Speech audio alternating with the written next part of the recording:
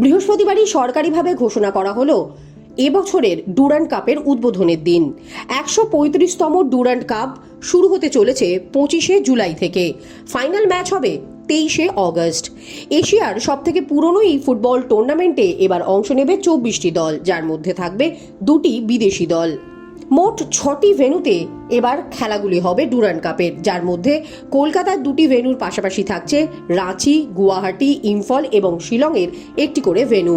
ISL এর 14টি দলের পাশাপাশি আই লিগের একাধিক দল এবং সেনাবাহিনীর একাধিক দল নিয়ে প্রতিবারই আয়োজিত হয় এই টুর্নামেন্ট। এই বছরই প্রথম ডুরান্ড কাপের ম্যাচ আয়োজন হতে চলেছে রাঁচিতে। রাঁচির বিরসা মুন্ডা স্টেডিয়ামে আয়োজন হবে এবারের ডুরান্ড কাপের ম্যাচ। এর পাশাপাশি ভেন্যু হিসেবে থাকছে কলকাতার 2 স্টেডিয়াম, যুব ভারতী ক্রীড়াঙ্গন এবং কিশোর ভারতী ক্রীড়াঙ্গন, গুয়াহাটির ইন্দিরা গান্ধী অ্যাথলেটিক স্টেডিয়াম, ইম্ফলের খুমান লাম্পাক স্টেডিয়াম এবং শিলংয়ের জওহরলাল নেহেরু স্টেডিয়াম। প্রসঙ্গত 2025-এ ডুরান্ড কাপের চ্যাম্পিয়ন হয়েছিল আইএসএল এর দল নর্থ ইস্ট ইউনাইটেড এফসি। এবার সেই খেতাব কাদের ঘরে যায় তা দেখার জন্য অপেক্ষায় থাকবে ভারতের ফুটবল মহল।